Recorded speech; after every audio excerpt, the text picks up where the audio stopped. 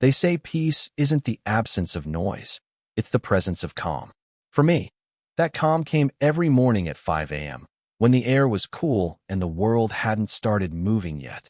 That silence, that moment before the sun pushed over the ridge and turned everything gold, was why I bought this house. My name's Ray Hollister, retired environmental engineer, widower for 7 years. My yard isn't just dirt and plants. It's the last piece of peace I've got left. Most houses in Willow Ridge look like they were printed from the same glossy magazine ad. 2 perfect shrubs, chemically green grass, wreath on the door by order of the HOA. But mine's alive. Native grasses that sway in the breeze, a greenhouse I built myself, solar panels humming quietly on the roof, birdhouses tucked under oak branches. It's not perfect, it's real. It breathes. When I first moved in, I thought I'd found home. Paid my dues, followed the rules, even read the HOA handbook like scripture. The president, a woman named Karen Risson, showed up with a clipboard and a smile that didn't reach her eyes. I offered her rosemary from the garden. She declined, glancing at my wooden gnome like it was a crime scene. I should have known then. Peace was temporary. The first letter came a month later. Violation: front yard non-compliant with community landscaping standards. Remove all non-grass vegetation. No signature, just HOA Compliance Committee. Which meant Karen.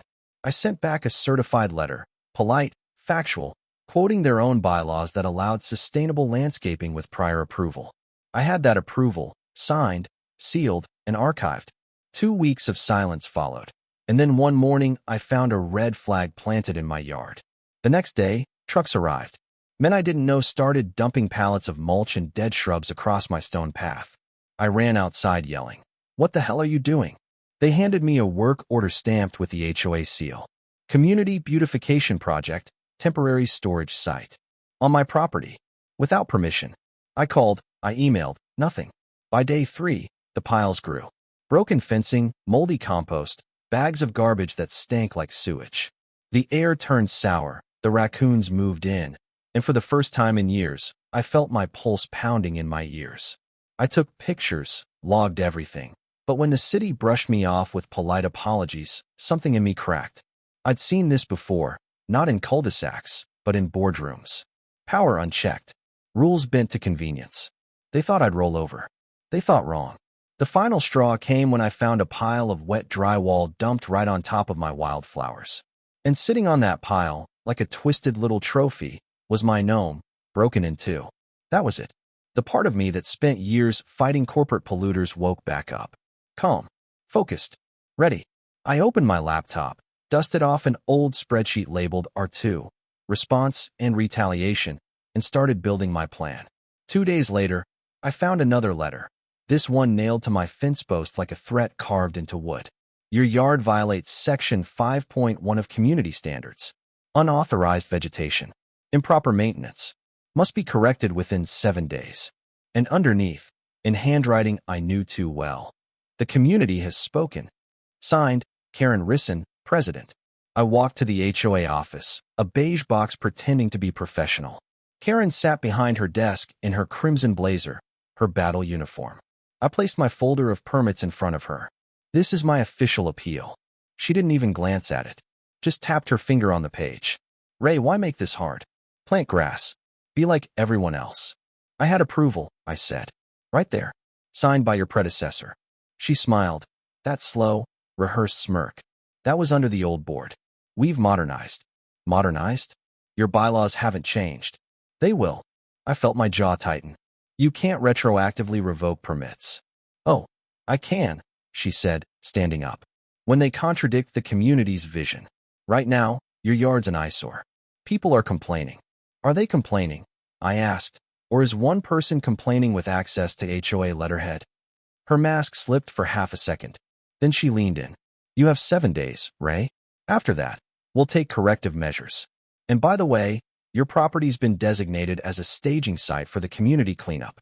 Consider it your contribution. A lean threat. The nuclear option. I left before I said something I couldn't take back. That night, new orange flags appeared along my walkway. I pulled them all up and stuffed them in a bag labeled Return to Sender.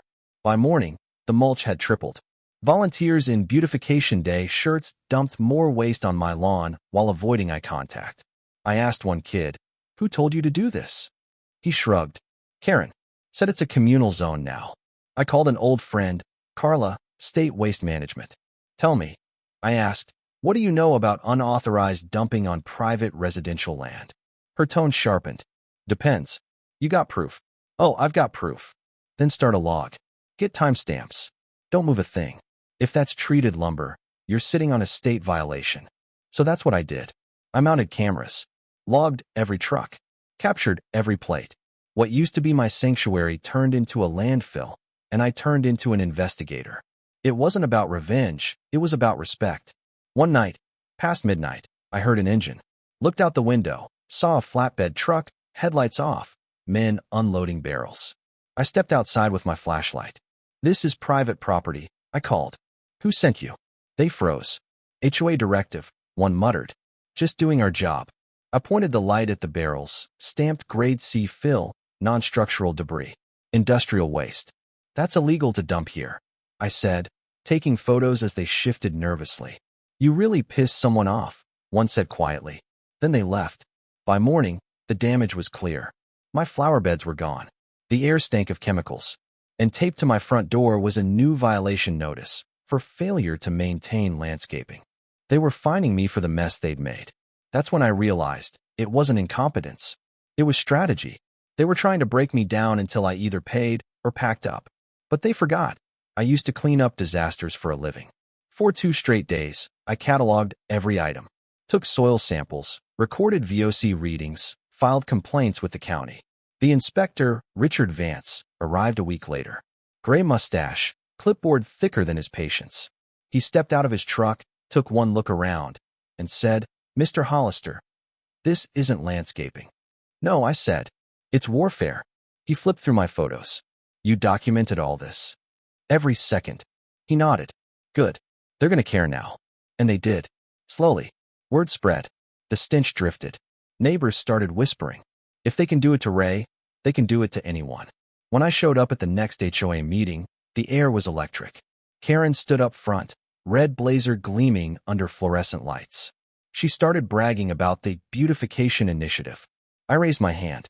"For the record," I said, "Lot 47, my property, was used for unauthorized waste dumping. I never consented." Karen's smile tightened. "That area was designated as a community support site." "Designated by who?" I asked. "Because there's no vote, no easement, and no legal permit." She snapped. "You're mischaracterizing a community effort." I held up a photo, the barrels labeled Grade C fill sitting right in my yard. "This is a felony under state code." The room gasped. Her voice cracked. "That's an overreaction." I cut her off. "You didn't wait for approval. You used my home as a landfill and called it improvement." People started murmuring. One woman whispered, "She fined me for my bird bath." Another added, "She made me repaint my mailbox twice." It spread like wildfire. Karen banged her gavel, shouting for order, but it was too late. The mask was gone. That night, she cornered me in the parking lot. "You think you're clever? You don't understand how this works." I looked at her. "No, Karen, I understand exactly how it works. You abuse power because no one stops you. But I'm stopping you." Her face went cold. "You'll ruin this neighborhood." "No," I said quietly. "You already did." At home, I poured a cup of coffee, opened my laptop, and typed 3 words: Operation Return to Sender. I built a checklist, document everything, file every report, rent a legal dump truck, and deliver every ounce of trash back to the rightful owner, the HOA. By the time I was done, my yard looked like a post-apocalyptic movie. But my case file was airtight. Permits, timestamps, witness statements, soil tests, all logged and backed up off-site. The cease and desist letter went out, hand-delivered by a process server. And when Karen sent me a foreclosure threat in response, I knew she'd crossed the final line. So I made a delivery. Thursday morning, I put on my late wife's old green bandana, the one she wore when tending roses, and rented a clean, registered flatbed truck. No shady haulers, no shortcuts, just lawful precision. Mateo, the driver, helped me load everything, carefully, methodically, every bag, every board, every barrel. I wore a chest camera the whole time. By noon, the truck was full. Not piled high, just neat, safe, undeniable. And at 12:30, we pulled into the HOA parking lot. We unloaded it gently, item by item, right where they'd once dumped their beautification materials. I set the last piece down myself, the broken gnome, propped upright against the back door.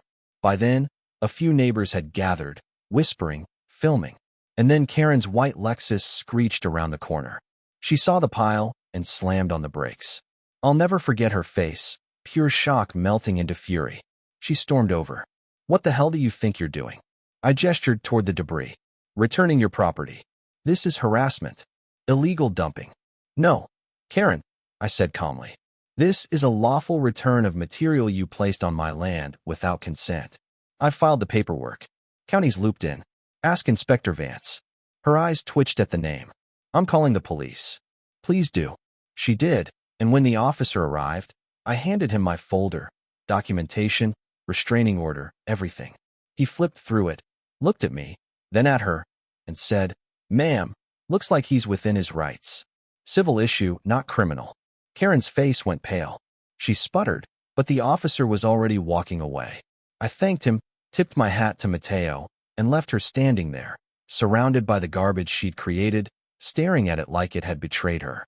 The next morning, yellow tape wrapped around the HOA office. County Health and Environmental Services trucks lined the curb. Inspector Vance was there with a clipboard, cool as ice. Karen was pacing out front, barking into her phone. Then a local news van showed up. Cameras rolled. And for the first time, the world saw Willow Ridge for what it was, not a community, but a cautionary tale.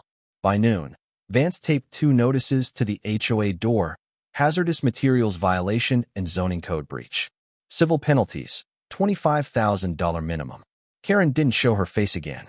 Within days, a letter arrived in my mailbox. Effective immediately, the Willow Ridge HOA board will undergo restructuring. President Risson has taken a leave of absence. All prior violations are rescinded. No apology.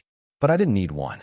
Because when I stepped outside that evening, for the first time in months, the air smelled clean again. Weeks passed. The neighborhood changed. Neighbors started talking, not whispering.